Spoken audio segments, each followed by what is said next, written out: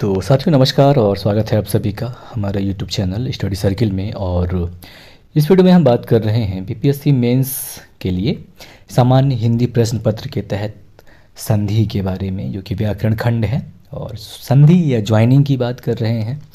तो संधि यानी कि ऐसा होता है कि देखिए, दो समीपवर्ती वर्णों के मेल से जो परिवर्तन या विकार उत्पन्न होता है वैसे संधि कहते हैं। और संधि में क्या है कि पहले शब्द का अंतिम वर्ण और दूसरे शब्द का पहले वर्ण का मेल होता है। अब एग्जाम्पल की बात करें, जैसे लिखा है देवधन आलय, तो हो जाएगा इसका संधि देवालय। और जगत धन नाथ जगन्नाथ, और मनः धन योग मनोयोग। तो इस प्रकार ये हुआ कि संधि जो है तीन प्रकार के होते हैं: स्वर संधि, व्यंजन संधि और विसर्ग संधि। तो स्वर संधि की अगर हम बात करें तो स्वर संधि क्या होता है कि किसी भी दो शब्द जब होते हैं, जो दो शब्द के पहले अक्षर का अंतिम वर्ण, यानी कि जो दो शब्द हैं, जैसे राम या परीक्षा धन अर्थी लिखा है मान के चलिए, या वाक धन ईस लिखा है, तो या फिर उदाहरण की अगर हम बात कर लें, जैसे लिखा है सूर्य धन अस्त, तो हो जाता है सूर्यास्त। तो जो सूर्य का अंतिम जो अक्षर है वहाँ पे मात्रा की बात करें तो अ आता है, और सामने अस्त लिखा है तो वहाँ भी अ आ रहा है, तो अ धन अ मिल के बड़ा आ बना दे रहे हैं। तो ये हो जाएगा स्वर संधि, यानी कि ऐसा संधि जिसमें पहले वर्ण का अंतिम अक्षर स्वर्ण हो तो स्वर संधि होता है, और पहले अक्षर का अंतिम वर्ण कोई व्यंजन हो तो व्यंजन संधि कहलाता है, और पहले वर्ण का अंतिम अक्षर विसर्ग हो तो वह विसर्ग संधि कहलाता है। ठीक है, तो स्वर संधि की बात हो गई। तो होता क्या है कि स्वर के बाद स्वर, यानी कि दो स्वरों के मेल से जो परिवर्तन होता है उसे स्वर संधि कहते हैं। जैसे सूर्य धन अस्त सूर्यास्त हो गया, यहाँ पे सूर्य में अ की मात्रा लगी है प्लस अस्त, इसमें भी अ की मात्रा है, तो जो अंतिम अक्षर है सूर्य का वो अ है, और अस्त का प्रारंभिक अक्षर भी अ है, तो यहाँ पे हो जाएगा सूर्यास्त इसका संधि। और महाधन आत्मा महात्मा, तो यहाँ भी ये स्वर संधि हो गया। अब स्वर संधि की बात करें तो स्वर संधि जो है 5 प्रकार के होते हैं। पहला दीर्घ संधि है, दूसरा गुण स्वर संधि, तीसरा वृद्धि स्वर संधि, चौथा यण स्वर संधि, और पांचवा अयादि स्वर संधि। और दीर्घ स्वर संधि की बात करें तो होता क्या है कि पहले अक्षर का अंतिम वर्ण छोटी या बड़ी, या यानी कि ह्रस्व या दीर्घ अ हो, ई हो, ऊ हो, और इसके बाद दूसरे अक्षर का पहला वर्ण जो है या तो ह्रस्व हो या दीर्घ हो, अ उ ई आए तो उनके स्थान पर अ के स्थान पर आ हो जाएगा, ई के स्थान पर बड़ी ई हो जाएगा, और ऊ के स्थान पर बड़ी ऊ हो जाएगा। उदाहरण की बात करें, धर्म धन अर्थ तो हो जाएगा धर्मार्थ, स्वधन अर्थी स्वार्थी हो जाएगा। अब बड़ी ई धन ई मिल के भी बड़ी ई बनाएंगे, और बड़ी ऊ प्लस ऊ मिल के भी ऊ ही बनाएंगे, बड़ी ऊ बनाएंगे। जैसे महाधन महीधन इंद्र महेंद्र, योगी धन इंद्र योगींद्र, सचिधन इंद्र सचिंद्र। अब ऊ का विकल्प देख लें तो भानुधन उदय भानुदय हो जाएगा, विधुधन उदय विधुदय हो जाएगा, गुरुधन उपदेश गुरुपदेश हो जाएगा, और लघुधन उत्तर लघुत्तर हो जाएगा। ठीक है, तो ये हो गया स्वर संधि का उदाहरण, है ना, स्वर का दीर्घ स्वर संधि का उदाहरण। अब बात कर लेते हैं गुण स्वर संधि की। तो गुण स्वर संधि में क्या होता है कि यदि अ आ ई इनके बाद ई आए, या बड़ी ई आए, या ऊ आए, या फिर बड़ी ऊ आए, या फिर री आए, यानी कि जो पहला शब्द है तो पहले शब्द के अंतिम अक्षर में अ हो या आ हो या ई हो या बड़ी ई हो, और दूसरे शब्द का पहला अक्षर भी यही हो, तो उनके स्थान पर अ के स्थान पर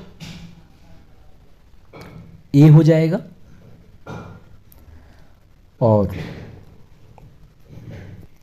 ई के स्थान पर ए हो जाएगा, और ऊ के स्थान पर ओ हो जाता है। तो यहाँ पे गुण स्वर संधि होता है। जैसे नर धन इंद्र,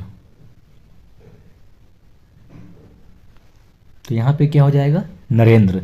अब यहाँ पे हो क्या रहा है कि जो नर का पहला मतलब जो अंतिम अक्षर है वो नर अ की मात्रा लगी है, तो अ के आगे ई आ रहा है, तो यहाँ पे ए हो जा रहा है, तो ये नरेंद्र हो जाएगा। सुरधन इंद्र सुरेंद्र हो जाएगा। पुष्पधन इंद्र ये पुष्पेंद्र हो जाएगा।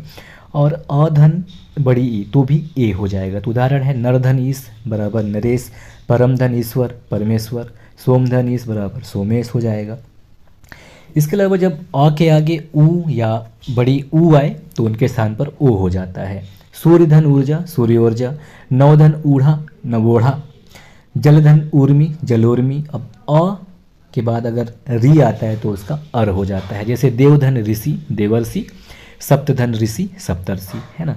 इसके बाद वृद्धि स्वर संधि की बात करें तो वृद्धि का क्या है कि वृद्धि हो जाता है, यानी कि अ या आ के बाद ए या ए आए तो इन दोनों के स्थान पर क्या होता है, ए हो जाता है।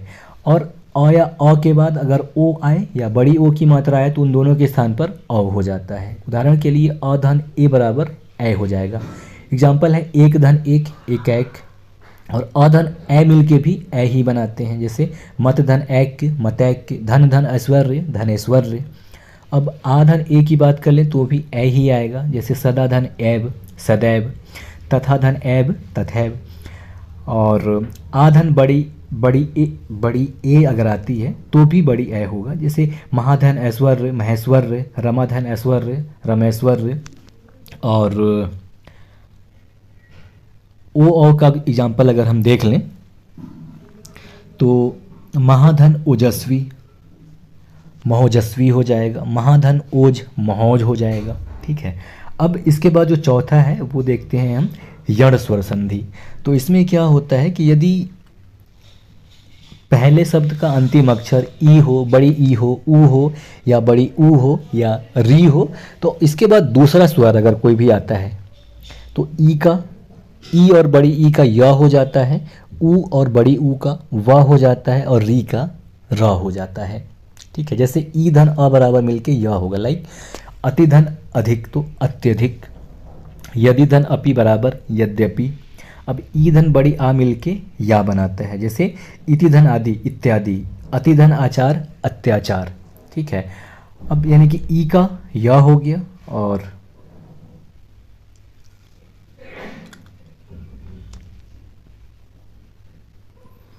ठीक है, फिर ई धन ऊ बराबर तो यू हो जाएगा यहाँ पे, है ना।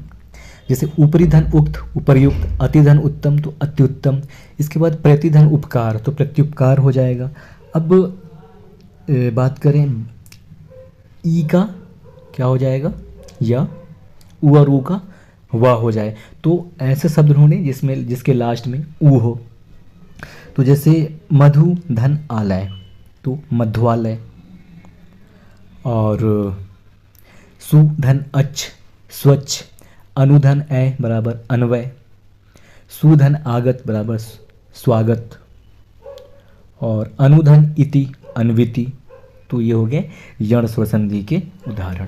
इसके बाद जो स्वर संधि का अंतिम है वो देखेंगे तो वो है अयादि स्वर संधि। तो इसमें क्या होता है कि ए हो गया, ए हो गया, ओ हो गया और औ हो गया। तो इन स्वरों के मेल से दूसरे स्वरों से होता है। तो ए का ए होता है और ए का आय हो जाता है, ओ का औ होता है और औ का आव हो जाता है। उदाहरण के लिए ए का देख लें, ए धन अ देख लें तो ने धन अन बराबर नयन, से धन अन बराबर सयन। अब आय का देख लें, जैसे ए प्लस अ तो नय धन अक नायक हो जाएगा, गय धन अक गायक हो जाएगा, गय धन अन गायन हो जाएगा। अब औ का देख लेते हैं तो ओ धन आ, पो धन अन पवन,